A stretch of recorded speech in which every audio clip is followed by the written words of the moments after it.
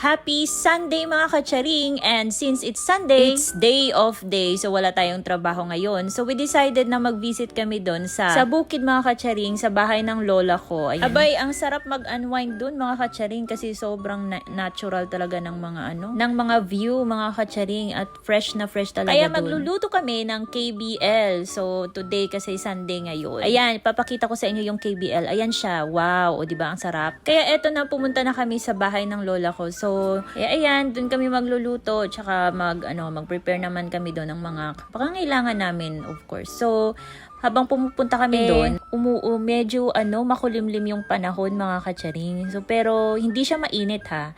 Ganito kasi yung pinakagusto ko na weather, yung hindi mainit, tapos hindi rin maulan. Yung sakto lang talaga para mag-chill ka, diba? Sarap mag-chill ride pag ganito yung weather. Saka manonotice mo dyan naman mga kacharing, ang daming puno, diba? So, napaka-nature lover ng dating pag pumunta ka dito sa location. Kaya ayan, dumating na kami at isa sa mga nanotice ko dito yung tubig nila mga kacharing. Flowing lang yan mga kacharing. So patuloy na umaagos yan. Wala kang matatanggap na water bill dyan kasi sobrang napaka-fresh at galing sa bukid. So ayan, pagdating ko, nakakuha na pala si na mama ng mga ingredients para sa aming KBL. So yan yung mga nakikita kong ingredients mga kacharing. Pero hindi ko na talaga sasabihin sa inyo yung mga iba pang ingredients kasi hindi naman to food vlog. Parang a day in a life lang talaga mga kacharing. O ano ginagawa namin every Sunday kasi wala namang pasok. Ayan, so yung mga natirang ingredients dun sa na lemongrass, tinanim na ni Lola. Kasi napaka-magical kasi ng kanyang kamay sa mga pagtatanim. Ayan, so comment you below. Hulaan nyo kung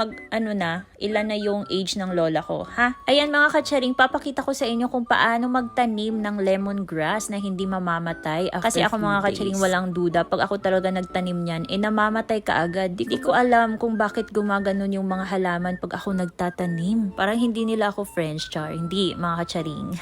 So ayan, ganyan daw magtanim ng lemongrass. So, kahit hindi na dinidiligan ng lola ko sadyang aapak-apakin niya lang ganyan. Mabubuhay na yan. Samantala ako, pagkatapos kong tumanim, didiligan ko pa yan. So, patodo effort pa talaga ako para mabuhay lang yung tinanim ko. Pero, yan kay lola, effortless talaga. So, ayan, nilaga na talaga nila yung karne kasi sa yung baboy na karne while we're doing other stuff. So, yan. Alam nyo ba mga kacharing, mas masarap yung niluluto mo pag yung ginagatong mo hindi gas stove.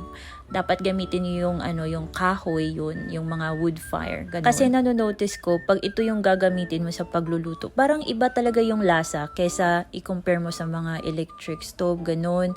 Parang masasabi ko na iba talaga yung lasa. Hanap-hanapin mo mga kacharing. So ayan, nilalaga na namin yung karne, tapos mga kacharing, mapapakat ka talaga ng sobra ng mga firewood na ganyan. So yan, sa bukid naman to mga kacharing. So marami kang mga panggatong dyan. Maglibot-libot hindi mo na kailangan ng gas stove o ano pa dyan. So ayan, nilagay na namin yung ibang ingredients mga kacharing. Yan, ang tawag dyan ay lemongrass. So feeling ko talaga pag nilalagyan kasi ng papa ko yung mga niluluto namin na ganyan, lalong sumasarap siya mga kacharing. Tapos parang iba yung amoy pag nilagyan mo ng lemongrass. O diba, ang lakas ng apoy mga kacharing, sobrang init nga Pero tingnan nyo, ang sarap.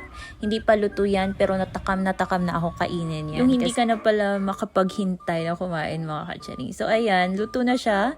Kaya ang next niyan is kanin. Ayan mga kacharing. So hindi mawawala yung kanin sa KBL, diba? So, diba, nakakatakam din yung kanin pag niluluto mo sa firewood. Kasi pag gawang kahoy talaga, iba yung lasa niya. So ayan, luto na, kakain na kami. So ilalagay na yan sa mesa para pagsasalu-saluan naming lahat, mga kacharing.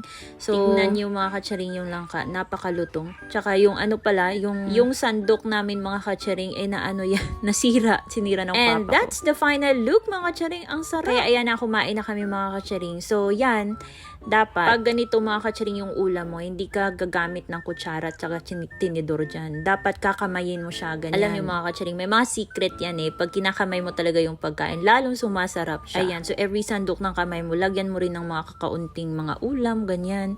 Tapos imimix mo siya bago mo siya itubo mga kacharing. So ayan, nagkamay kami kahit mainit-init pa yan mainit yung kanin tsaka mainit yung ulam namin, pero kinakamay kasi masarap. Tsaka mai-enjoy mo pag kinakamay mo talaga yung food mo mga kacharing. So ayan, sana nag-crave din kayo sa niluto namin mga kacharing. Ayan, so umuwi na rin kami mga kacharing kasi hapon na rin. So since tomorrow, meron naman tayong pasok.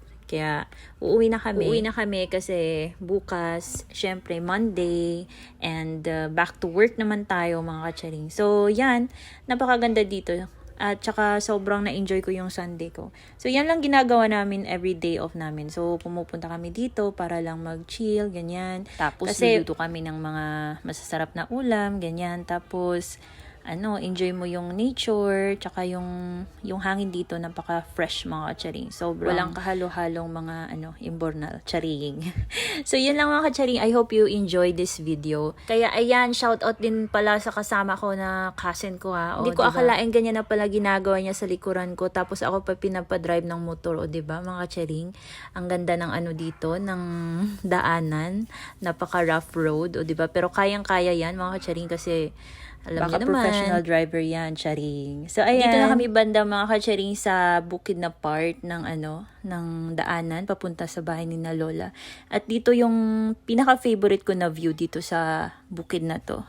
So, paputol-putol yung daanan dito kasi yung inaayos pa nila, mga kacharing. So, ayan. O, tingnan nyo yan. O, comment down below, mga kacharing, ano masasabi nyo sa mukha niya. And that's for today's video, mga kacharing. Please like and subscribe. Thank you. Bye!